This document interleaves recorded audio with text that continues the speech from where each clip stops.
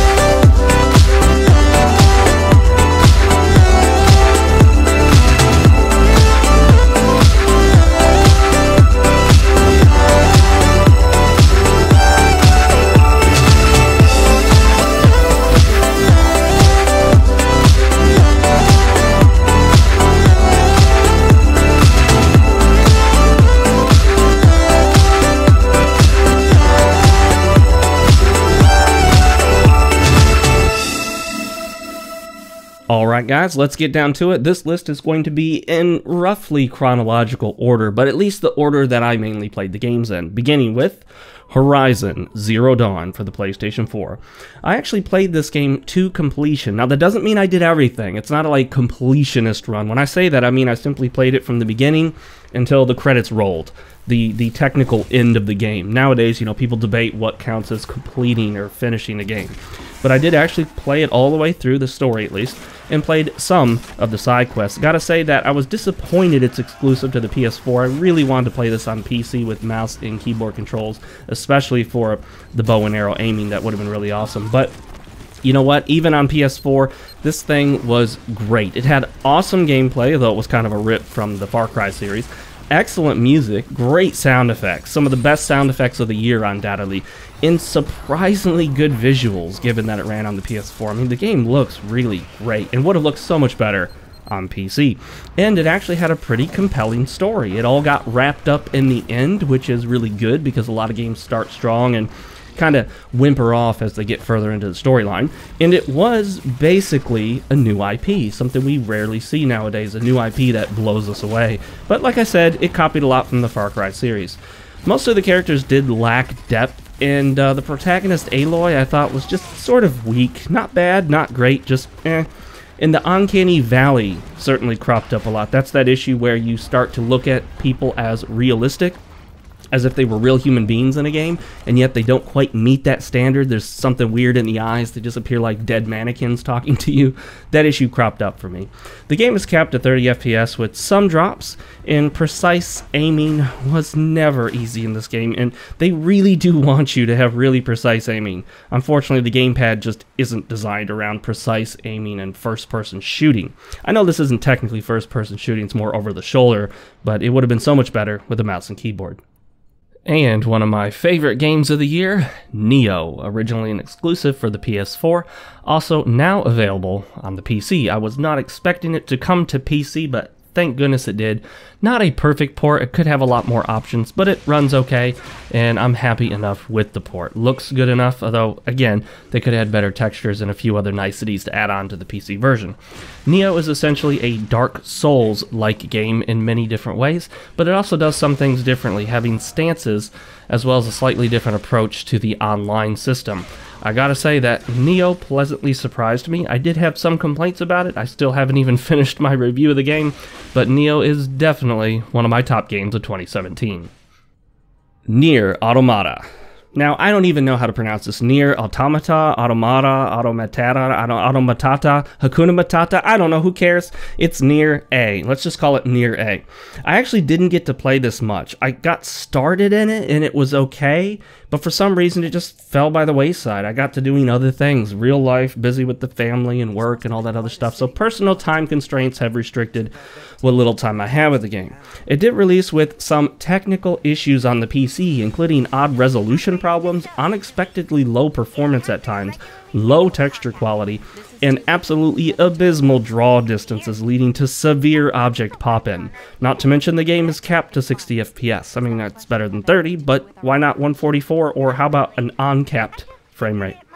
The game is heavily praised for its compelling and unusually deep and complex story, of which I never really got into, but I hope to actually finish the game sometime in 2018. We'll see. And of course, who could forget Zelda, Breath of the Wild. I played this game on the Wii U, and for many, obviously whether they played it on the Wii U or the Switch, they would probably consider it their game of 2017. It arguably created the most positive buzz about a game in recent memory, and was immensely well received. In fact, it was too well received because a lot of people gave this game way too much praise and scored it perfect or near perfect when it had a variety of issues, particularly on the Wii U, where it enjoyed a whole bunch of performance problems, severe frame rate dips all over the place, and really just kind of lackluster graphics overall. I mean, the graphics look great for what they are, but not as good as they could have looked. It obviously looks better and plays better on the Switch, but even the Switch has problems in docked mode with frame rate issues. In fact, any version of this game, no matter how you play it, has frame rate issues, even including how I played it my second time through. That's right, I played it 2 times through, on Cemu, the Wii U emulator on the PC, where I was actually able to get the game to play up to 60, or at least close to 60 FPS at most times, and with much better graphics. So I had a lot more fun with this game, playing it on the PC emulated, getting rid of a lot of the frame rate issues.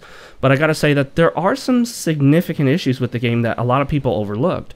Some of the big problems included the underdeveloped combat, which really lacked an efficient way of dodging, slipping during climbing in the rain, which is a huge problem, the performance problems we mentioned earlier, and of course a lot of people considered the weapon durability mechanic to be an issue. I also criticized it for having some smaller issues such as inventory problems. I don't think the inventory was done very well, and also the monotonous repetitive cooking that should have allowed us to do like quantities of recipes so that we didn't have to just keep doing it over and over again. But while I think the game needs a lot more tweaking, it does do one critical thing right. It creates a vast, open world that is really fun, has interesting scenery, and lots of stuff to do and collect. It is arguably the template by which future open world games should be compared. Next up on the list is a game that got forgotten way too quickly, and that is Prey. Well, at least the 2017 version, because there's apparently a Prey from, I don't know, earlier in the 2000s. Prey came out of nowhere for me. I had heard very little about the game and originally had no plans to buy it, even on sale. But after hearing of all the initial buzz, I dove in and ended up playing it from start to finish, enjoying nearly all of my time with it. Prey surprised me in being a kind of cross between Deus Ex and Half-Life, and definitely deserves a place in my list of games for the year. Prey also had an amazingly good PC port with plenty of graphics options, excellent performance, and no frame rate cap, at least as far as I know. It played up to 144 frames per second for me. Unfortunately, the game seemed to come and go. Like I said, it just sort of disappeared. It was forgotten way sooner than it deserved to be. The game gives you a variety of ways to build your character and numerous paths to take throughout the game world, so it is definitely worth giving a shot. Hollow Knight. I played the closed beta of Hollow Knight a while back and did a short video on it. I enjoyed the game a lot and looked forward to its full release. When it finally released, it was an inopportune time for me. Ultimately, I never got around to playing much of it. But no doubt Hollow Knight was well received as a kind of 2D Souls-like game, which featured Metroid-like exploration of its side-scrolling world. I definitely hope to get to more of the game in 2018, but as always, that stands to be seen. TokiDing 2.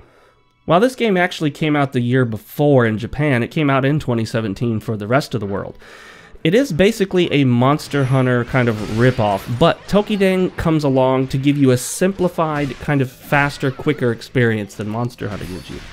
So if Monster Hunter is a bit too involved for you, I definitely recommend taking a look at the TokiDing series, and in particular TokiDing 2, which opened up the world more, broke from the mission-based combat, in more of an open world. The PC port of the game, while it was much better than the first in the series, it's still fairly lackluster and bare bones, so don't expect a lot from it, although it's functional. Funnily enough, both the game's executable and the exit game confirmation dialogue haven't even been translated yet, they're still in Japanese. The Surge. The Surge boasted Souls-like combat and gameplay with a futuristic robot-themed aesthetic and drummed up quite a lot of buzz around the idea that it would be like Dark Souls. The protagonist is a wheelchair-bound man who gains newfound mobility via a kind of mechanical exoskeleton. Something horrible has gone wrong, and instead of reporting for duty, he finds himself fighting for his life against robots and other exoskeleton-enhanced humans who seem to have gone crazy. The Surge is ultimately a forgettable, mediocre experience. The combat isn't atrocious, but it's not great either. It's a mixed bag. If you're dying for another game with Souls-like gameplay, you should pick this one up on sale and give it a shot. I can't recommend paying any more than $20. The PC port is also solid, so that's a plus. It's technically better than the dev's previous game, Lords of the Fallen, but still ultimately fails to deliver anything truly compelling or impressive. Xenoblade Chronicles 2. A game that I singularly purchased a console for, Xenoblade Chronicles 2, is ultimately just not gripping me like I hoped it would. I have to push myself to launch the game and actually play it, and I quickly get bored. I think this is partly to do with the fact that it has a slow start, but even the disappointing Xenoblade Chronicles X kept me more interested. I played that to completion. Maybe it's just not the right time for me, or maybe the game's characters and story just don't connect with me, but I had hoped it would be at least as good as the first Xenoblade game, one that I consider to be in my top games of all time. Only time will tell what happens between me and this game, but in the end I can't help but feel that I made a mistake in buying the Nintendo Switch just for this game. Hopefully other exclusives come out to justify that purchase. And one of the final games I picked up in 2017 was originally released in 2006 on the PlayStation 2. It is Okami. I picked up Okami HD, the PC port, and I think I'm really going to enjoy it this time around. Hopefully actually finish it. This game actually came out not only on the PS2, but also on the Wii and the PS3, and this version is out on the Xbox One, PS4, as well as the PC. The PC port performs well, but lacks options and is locked to 30 frames per second due to issues with the game's engine. I'm actually enjoying my time with it despite all of that, and I hope to finally complete it, although, like I said with all the other games I say that about, that remains to be seen. The mouse is actually the best way to control the game's celestial brush mechanic, in which you draw on the screen using a kind of magical paintbrush to cause changes to the environment and for various moves of combat. It's an awesome Zelda-like game that was likely passed up due to its unique Japanese aesthetic and title. The title is also a pun. Okami is the word for wolf, the protagonist being a wolf, but the Japanese characters used actually mean great god, or literally big god. Since the wolf character you control is the sun goddess Amaterasu, the play on words is clever, despite being lost to the non-Japanese audience. Well, everybody, that has been my 2017 year in gaming. Undoubtedly, there are a lot of games that didn't make my list that would make yours, so please tell me about them in the comments section down below. Don't forget to follow me on all my social media accounts, including Twitter, Minds, Gab, and Facebook. And I hope you're looking forward to 2018 in gaming, where hopefully we can make gaming great again.